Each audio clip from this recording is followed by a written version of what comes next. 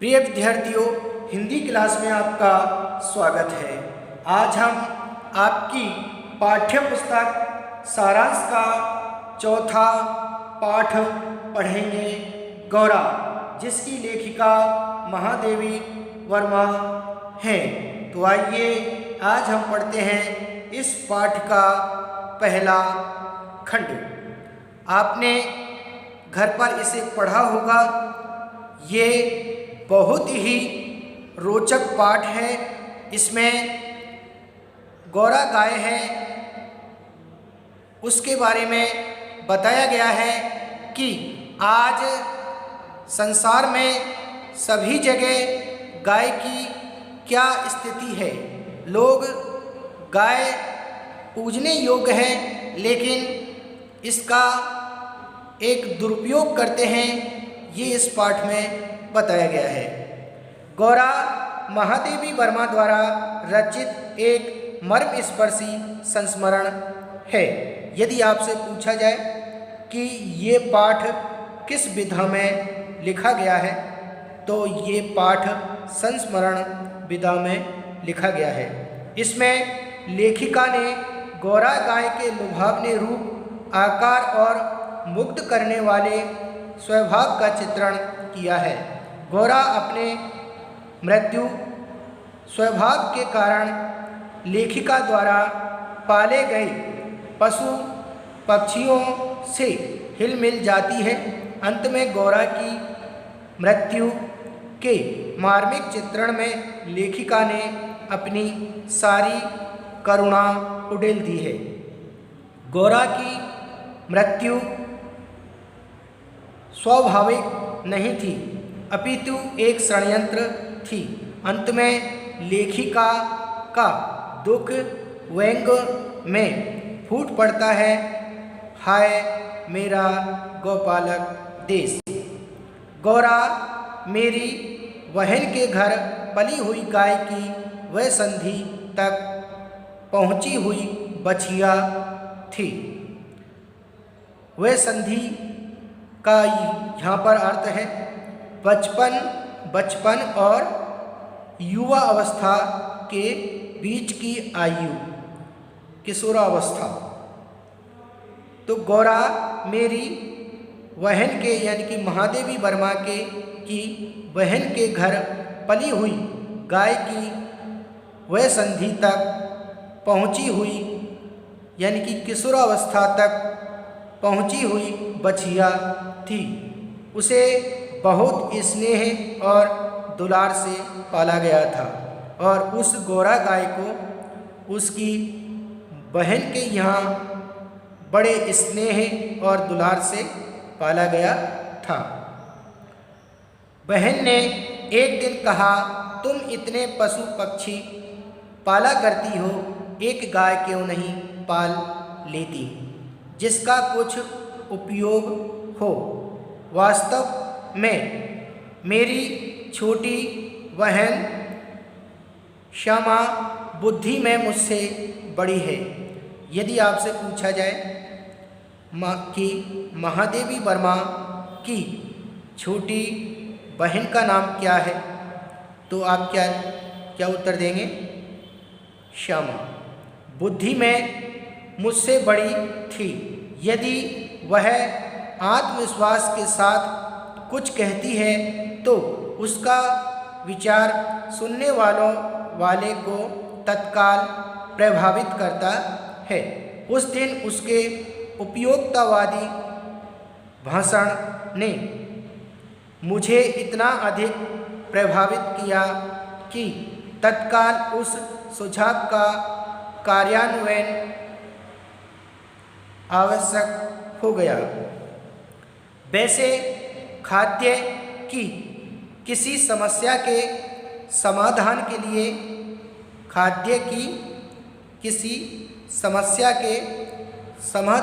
लिए पशु पक्षी पालना मुझे कभी नहीं रुचा। महादेवी वर्मा कहती हैं कि अपने खाने पीने की समस्या के समाधान के लिए मुझे पशु पक्षियों को पालना अच्छा नहीं लगता है। स्वार्थवश पशु पक्षियों को पाला जाए तो ये अच्छा नहीं लगता है। उस दिन मैंने ध्यानपूर्वक गौरा को देखा। पुष्ट, लचीले पैर, ऊंचे भरे पुट्ठे, चिकनी भरी हुई पीठ, लंबी सुडौल गर्दन, निकलते हुए छोटे छोटे सींग, कमल की दो अधखुली पंखुड़ियों जैसे कान, लंबी और काले सघन चामर का स्मरण दिलाने वाली पूंछ, सब कुछ सांचे में ढला हुआ था। गाय को मानो इटालियन मार्बल में तराशकर उस पर ओप दी गई हो। गौरा को देखते ही गाय पालने के संबंध में मेरी दुविधा निश्चय में बदल गई। यदि आपसे यहाँ पर पूछा जाए कि गौरा को पालने के विषय में लेखिका के मन में क्या दुविधा थी, बाद में वह निश्चय में क्यों बदल गई, तो आप इसका उत्तर देंगे। लेखिका खाने पीने की समस्या का समाधान करने के लिए पशु पक्षी पालने के विरुद्ध थी, किंतु गाय को इसलिए पाला जाए कि उससे दूध की समस्या दूर हो। गाय को मात्र इसलिए पाला जाए कि उससे दूध की ही समस्या दूर हो जाएगी। दूध की समस्या दूर हो जाएगी। यही लेखिका की दुविधा थी। वे उपयोगितावादी की गरज से गाय पालना नहीं चाहती थी। वो एक व्यापार करने की दृष्टि से पशु पक्षी नहीं पालती थी और न ही अपनी समस्या के समाधान के लिए पशु पक्षी नहीं पालती थी। वो केवल प्रेम और स्नेह के पीछे पशु पक्षी पालती थी। तो उपयोगितावादी की गरज से गाय पालना नहीं चाहती थी, किंतु गौरा सुंदर, सुडौल और जैसे सांचे में ढले हुए शरीर को देखकर उनकी दुविधा जाती रही। तब तत्काल ही लेखिका की दुविधा निश्चय में बदल गई और उसने उस गाय को पालने का निर्णय लिया। आगे बढ़ते हैं। गाय जब मेरे बंगले पर पहुंची तब मेरे परिचितों और परिचारकों में श्रद्धा का ज्वार सा उमड़ आया। उसे लाल सफ़ेद गुलाबों की माला पहनाई गई, केसर रोली का बड़ा सा टीका लगाया गया, घी का चौमुखा दिया जलाकर आरती उतारी गई और दही पेड़ा खिलाया गया। फिर उसका नामकरण हुआ गौरा। क्या नामकरण हुआ? गौरा। गौरा वास्तव में बहुत प्रिय दर्शन थी। सभी को देखने में अच्छी लगती थी या सभी को देखने में प्रिय लगती थी। प्रिय दर्शन थी। उसके मुख पर आँखें बर्फ में नीले जल के कुंडों के समान लगती थीं। महात्मा गांधी ने गाय करुणा की कविता है क्यों कहा? यदि आपसे पूछा जाए कि महात्मा गांधी ने गाय करुणा की कविता है क्यों कहा, यह उसकी आंखें देखकर ही समझ में आ सकता है। तो यदि प्रश्न पूछा जाए कि महात्मा गांधी ने गाय करुणा की कविता है क्यों कहा, यह उसकी आंखें देखकर ही समझ में आ सकता है। तो आप इसका क्या उत्तर देंगे? गाय की आंखों में अपने पालनकर्ता व्यक्ति के प्रति सहज विश्वास होता है।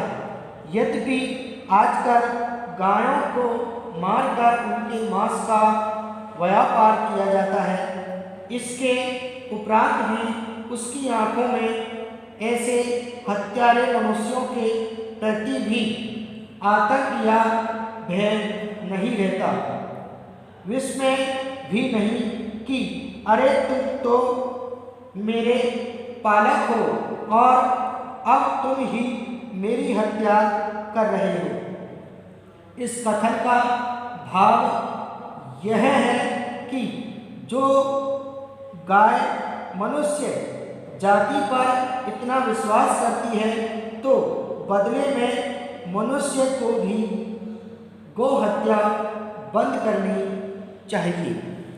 आगे बढ़ते हैं। कुछ ही दिनों में वह सबसे इतनी हिल मिल गई थी कि अन्य पशु पक्षी अपनी लघुता और उसकी विशालता का अंतर भूल गए। कुत्ते बिल्ली उसके पेट के नीचे और पैरों के बीच खेलने लगते थे। तो महादेवी वर्मा ने जो पशु पक्षी पाले थे और ये गौरा गाय, इनमें इतना स्नेह और प्रेम था कि ये छोटे बड़ों का अंतर भूल जाते थे।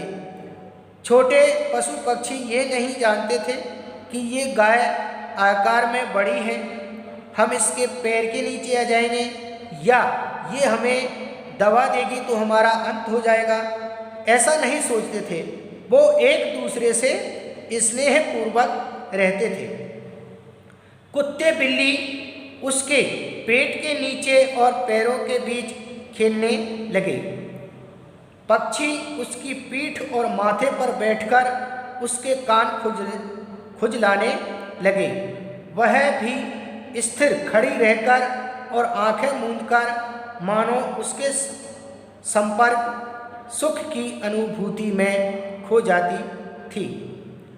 हम सबको वह आवाज़ से नहीं, पैरों की आहट से भी पहचानने लगी। समय का इतना अधिक बोध उसे हो गया, समय का इतना ज्ञान उसे हो गया था कि मेरी मोटर के फाटक में प्रवेश करते ही वह बाँ बाँ की ध्वनि से हमें पुकारने लगती। चाय नाश्ता तथा भोजन के समय से भी वह इतनी परिचित हो गई थी कि थोड़ी देर प्रतीक्षा करने के उपरांत रमा रमा कर घर सिर पर उठा लेती थी। 1 वर्ष के उपरांत गौरा एक सुंदर वत्स की माता बनी, एक सुंदर बछड़े की माता बनी। वत्स बछड़ा अपने लाल रंग के कारण गेरू का पुतला जैसा जान पड़ता था और उस बछड़े का लाल रंग था जिससे वह गेरू के पुतले के समान दिखाई देता था। उसके माथे पर पान के आकार का श्वेत तिलक जैसा था और उस बछड़े के सिर पर पान के पत्ते के आकार का सफ़ेद तिलक था। इस बछड़े का नाम रखा गया लालमणि और गौरा ने जिस बछड़े को जन्म दिया उसका नाम लालमणि रखा गया, परंतु उसे सब लालू संबोधन से पुकारते हैं, परंतु उसे सब लालू संबोधन से पुकारते हैं। तो यदि आपसे पूछा जाए कि उसका ये यहाँ पर जो बछड़ा था उसका नाम क्या रखा गया, लालमणि। यदि आपसे पूछा जाए गौरा के बछड़े का नाम क्या था, लालमणि था। सभी लोग बाद में उसे किस नाम से जानते थे, तो आप क्या उत्तर देंगे? सभी लोग बाद में उसे लालू नाम से जानते थे। गौरा के बछड़े के माथे पर पान के पत्ते के आकार का जो तिलक था वो किस रंग का था? तो श्वेत यानी कि सफ़ेद रंग का था।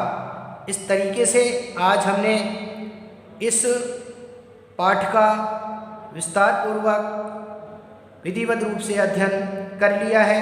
आप भी घर पर इसे 2-3 बार पढ़ें, अच्छे से समझें, इसका मनन करें और इस खंड में या मैंने जहाँ तक पढ़ाया है इसमें मैंने जितने भी आपसे प्रश्न किए हैं उनको आप उत्तर सहित अपनी उत्तर पुस्तिका में लिपिबद्ध करें, ताकि आपकी परीक्षाओं में इनसे संबंधित प्रश्न पूछे जाते हैं तो आप बड़ी सरलता और सुगमता के साथ उनका उत्तर दे सकते हैं।